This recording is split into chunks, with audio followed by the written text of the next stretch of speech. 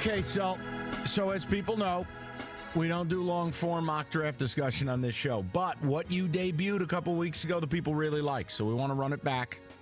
CBS has debuted their version 1.0 mock draft. We will rapid fire with the most interesting tidbits from it now. So let's get this Blitz in the mix. Let's go!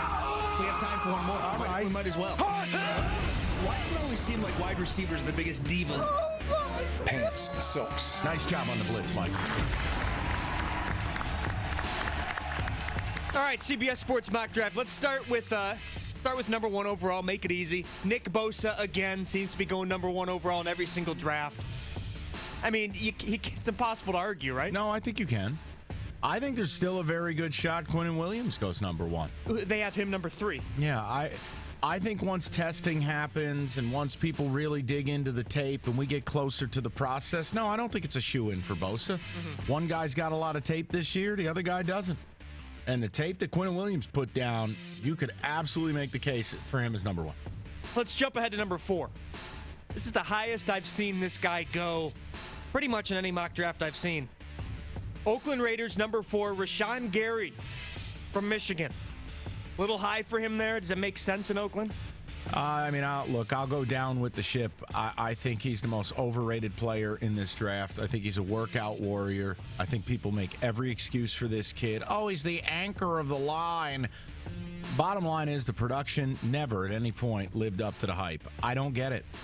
That's all I can say. I mean, I'm not going to change my opinion now. I don't have a reason to.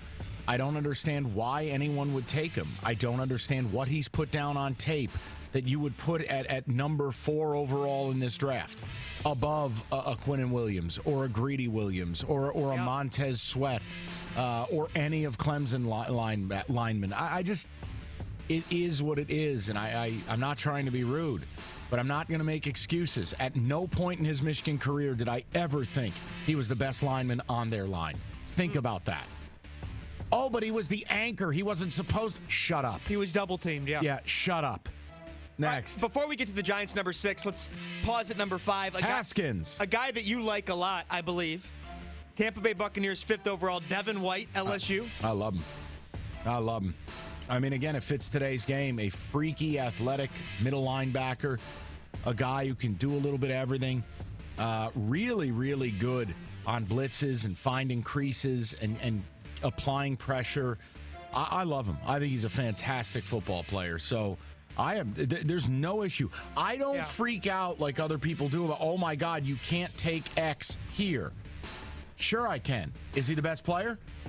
You know, like if you're drafting the next Patrick Willis or Luke Kuechly, well, then I absolutely can take him there, right? So no issue there at all. Well, you just got to be right. And Giants at number 6. Quarterback. No, not a quarterback. They have what? Cleveland Farrell from Clemson. Part of that Clemson defensive line that you talked about. Oh, my God. Why? Why are they saying this? Well, I'll read you the quick sentence. People need to stop mocking a quarterback to the Giants just because they need one.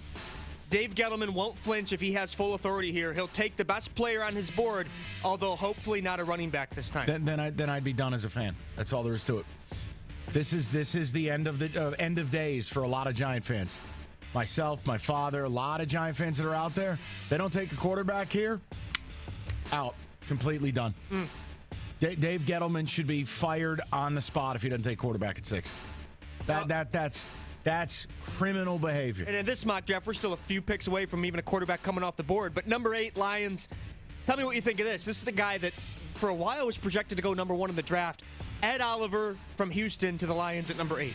He fascinates me. He does. The issue with Ed Oliver is not ability. It is he's not big enough to be your centerpiece defensive tackle. He's got to be a disruptor. I think you're going to have to manage his snap count. He's really only, Mike, I mean, I don't know what he's going to weigh in at, but I thought during the year he was playing at 275. That's kind of light for a DN these days. So you just have to understand what you're getting. You're going to have a space eater next to him. You're going to have to manage him, move him around a little bit. He's got to get better with his pass rush moves. His ability is awesome, but he's not as polished as, like, you can't make the Aaron Donald comp because Aaron Donald might have had the best hands in that draft. So I love Ed Oliver. I don't have a problem if you take him, but you better have a very specific role in mind. He's not a plug-and-play defensive tackle because he just never got more weight. Oh, my God. How do you pick the Lions? How are the Lions going to win this game? The Steelers, they're so hot. Thank you, Greg. All right, so now we get a quarterback off the board at number 11 to the Bengals. Dwayne Haskins, Ohio State, to Cincinnati. Wow. Makes sense to you? Yeah. I mean, you have to. I mean, I can't even believe that the Giants didn't take one at 6 in this mock draft, but so be it. Yep. You're the Bengals. You got to move on from the Red Rifle. You got to break this thing down. You got a new coach. You may as well start with a new quarterback. And Haskins, if he's the first QB off the board, I wouldn't have a problem with it. Maybe the safer option, but to me, today's NFL, depending on the scheme you want to run, Kyler Murray could be every bit of that. But I have no issue with that. And then what, 13 Kyler Murray? Well, number 12, I love these, in a mock trade with the Packers. So Washington Redskins mock trade with the Packers. Select Kyler Murray from Oklahoma at number 12. Packers selected a quarterback. No, Redskins, because they said mock trade with Packers. Gotcha. Sorry, I couldn't keep up with your pretend land. Yeah. Again, Mike. Murray to the Redskins. I still believe that when the draft comes around, both quarterbacks will go inside the top 10 because you're going to have people moving up to get them. And the teams at the top are going to have a real hard choice. Are we really passing on a quarterback here? Like, if you're Jacksonville, are we really passing on a quarterback? Are we really doing this? I think the answer in the end is going to be no. But no, I wouldn't have an issue with it. You either have a quarterback with a future or you don't. And if you don't, you best get one.